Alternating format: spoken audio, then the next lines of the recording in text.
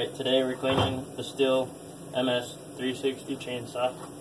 What you'll need to clean it is a scrunch, a file, these ones are acceptable, an Allen wrench that has the torque side on it, the mini Stihl screwdriver, a brush if you have one, some cleaning materials would be good too, lay out some paper towels for your workstation, if possible have an air hose and a dirty rag. So first of all, what you're going to do is you're going to take off the bar protector. Just set it to the side, you won't be needing that. To get to your air filter, which is normally the first thing I clean, you have these 3 screws right here that are all half-turn screws. So you just wait till there's a pop. Use the screwdriver side of the scrunch.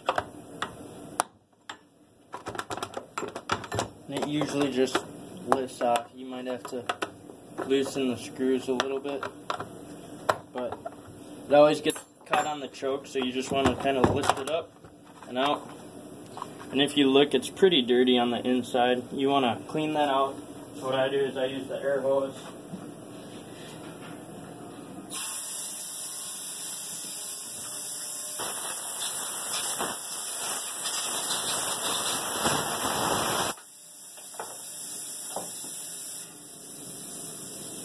By the way, proper PPE for making this video. You need gloves and long sleeves and safety glasses. But, so this is the air filter right here. What you're going to do is you got the throttle, or the on and off switch right here.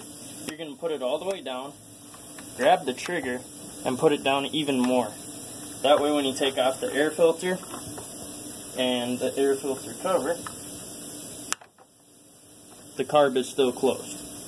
So now what you want to do is you kind of want to smack it off. I don't like to use the air hose for this, simply because you can actually damage your air filter. But you're going to want to just dust off everything on the inside. Probably use the air hose.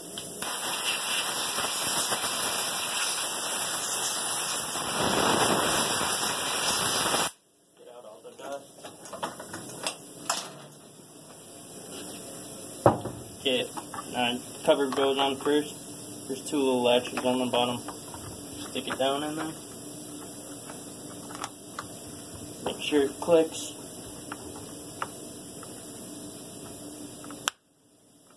And you got your air filter. Put it on right there. Nice and snug. Get this back on. Maybe. Let's cut out some.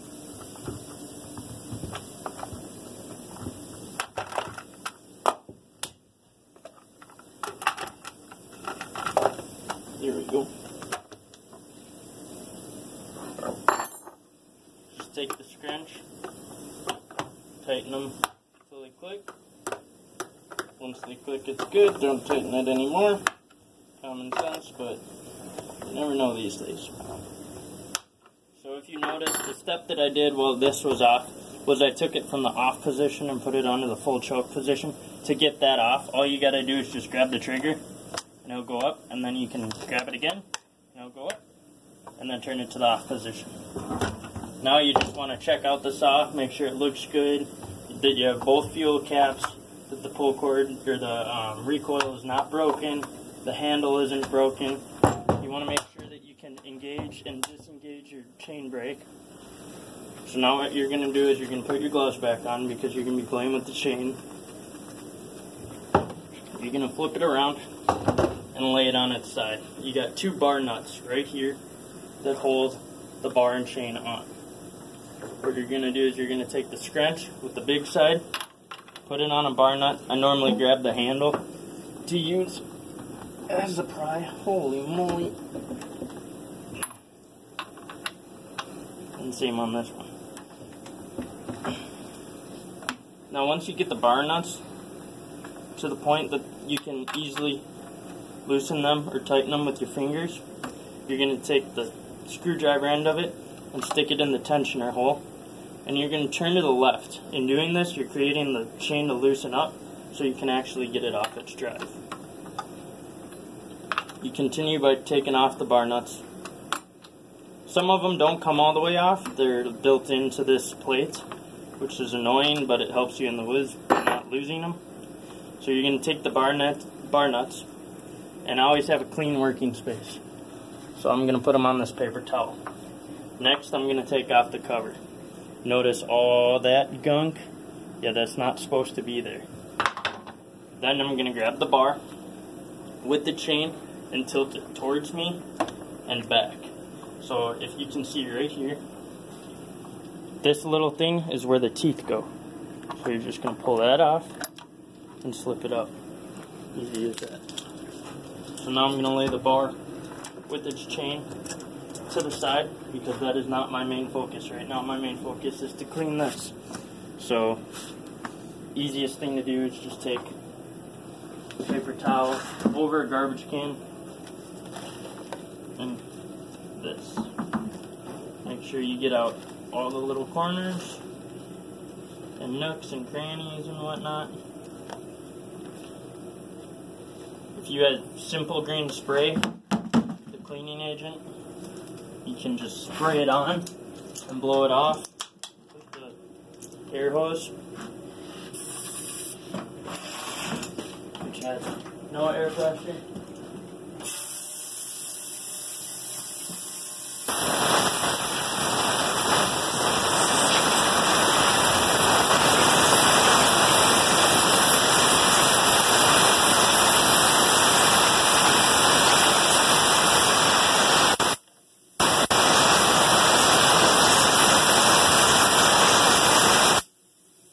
Notice how it's not black. That's how you want it to look. So with this, the key thing is to make sure that the chip flap is still there. That's this black part right here. Make sure that it's still on. We're going to place that to the side. Now we got to clean the actual head itself. So you want to make sure that all this gunk is out of there and this. And always make sure the brake is off once you get this far. Or even before you take off the chain. It's a lot easier, and you can really screw stuff up in here if you don't have it off. So we're going to take a shop rag. Whoop. That could have been bad. Wipe it off right here. Make sure every little nook and cranny is wiped off. Up here, the dogs, right there. Grab my air hose again. Maybe. Thanks for your trainer for helping me. Struggle.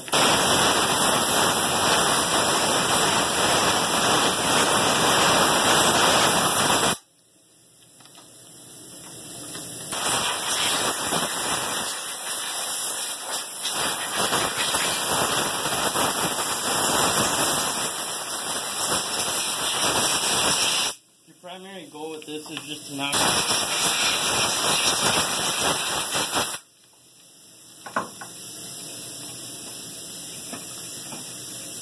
really obnoxious, so I keep shutting it off. Alright, from here, what I like to do is I like to take off the oiler plate, which, if you look on the head, this is your tensioner screw. It's the big one with the deep groove.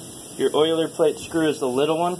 Normally it comes with like a star screw instead of a flathead, but I don't know, I guess this one's a little extra special, so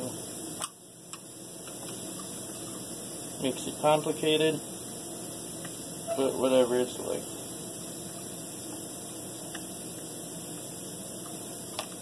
So you can unscrew this all the way so it comes off completely. Notice the air hose doesn't do all the justice. Take it, put it on your clean working space, and you can take the oiler plate off. It just comes up. Easy as that. Notice how it's dirty. Take a rag, getting all that off.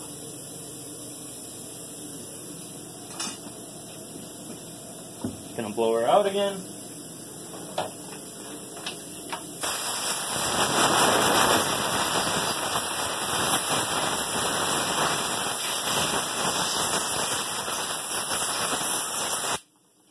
important that that hole is uncovered because, or that one. Anyways,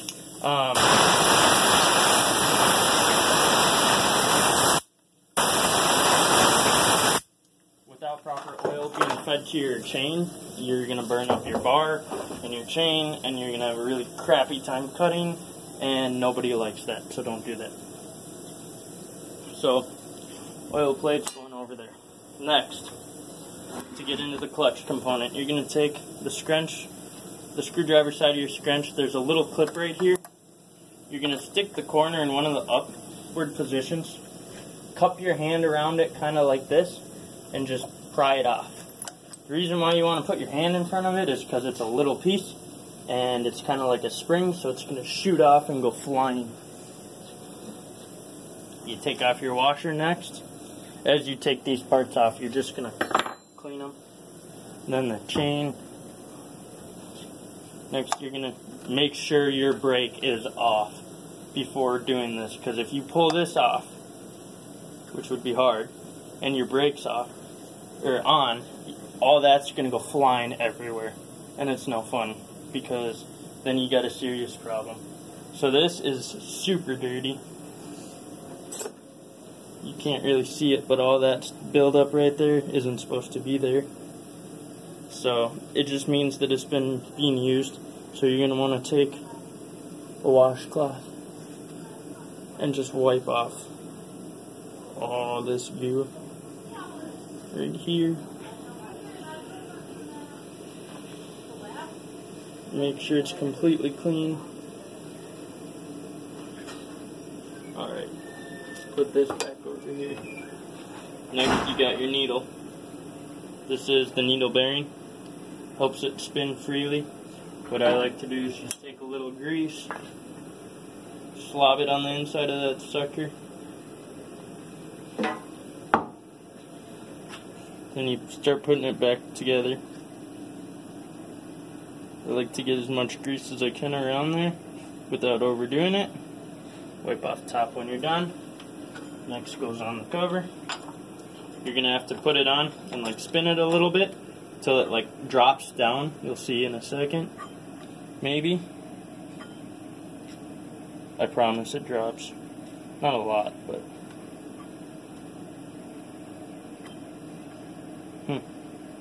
maybe it already did. Cool. So then you just piece by piece put it back together.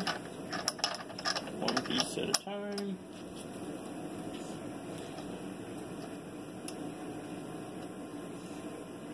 I feel like it hasn't dropped all the way yet. There it is. Okay. So now the trick with the E-clip, everybody hates putting these on. So what you're going to do is you're going to place it right there. Just like that. So it's barely hanging on. You're going to take your scrunch head and you're going to barely push on it. Like that. Make sure that right here is touching the metal. And all you're going to do is just slide it back. Whoops. See, even I'm having trouble with it. Oh my gosh.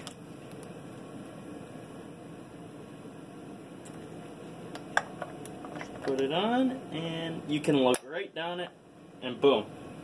Back on, just like that. That's very important. If that piece doesn't get on, you might as well not run your saw. So, cleaning the chain, long sleeves and gloves. Make sure you have them. Your supervisor will yell at you if you don't. So what you're going to do is this.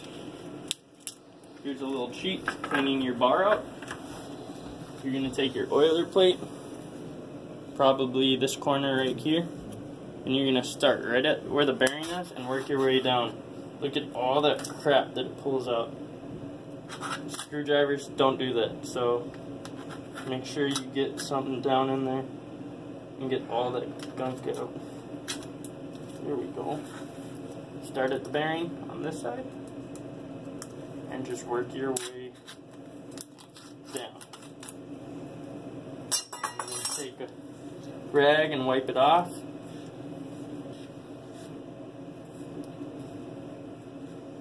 Like this. If you notice, there's two holes right here for the tensioner screw. You just want to make sure that there's no gunk in there. Then you want to analyze your bar. Make sure that there's not a lot of blue around the edge, which means that it was heating up a lot. And there actually is a ton of blue around this edge. So I'm probably going to replace this bar.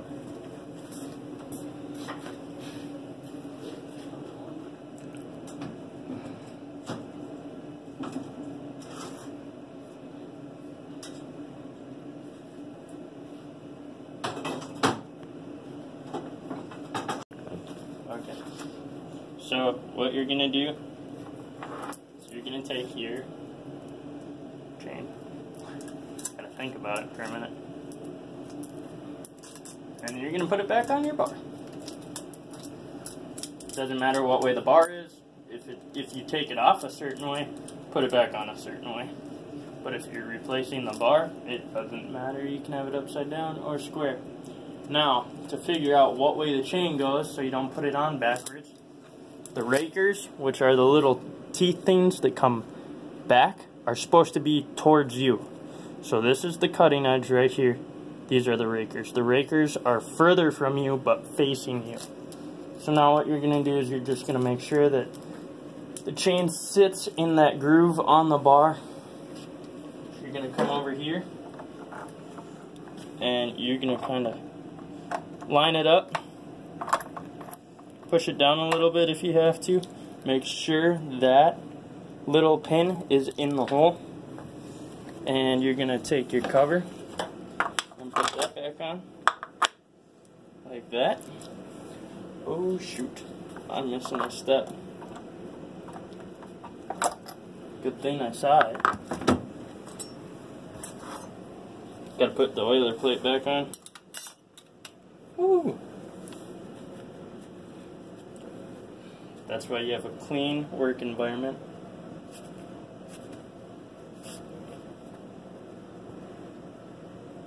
Whoa. Got a little loosey-goosey on me. Alrighty.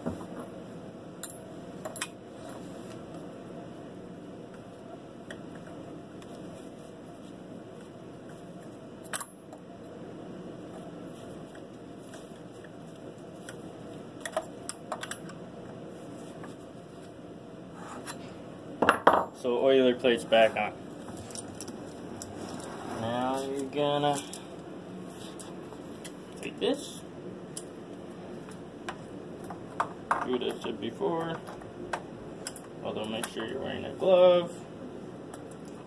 Make sure that the thing's all lined up good and plenty. Put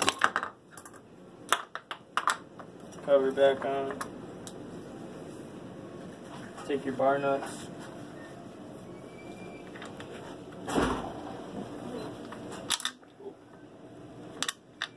Oopsie daisy.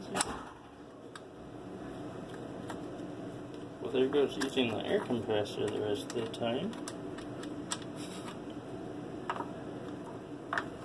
Alright, the other bar nut, you can tell which way they screw on because there's little weird circles like that on them. Just make sure they go that way. It's not super important, but it's pretty important. So now, before you're done, don't tighten your bar nuts all the way.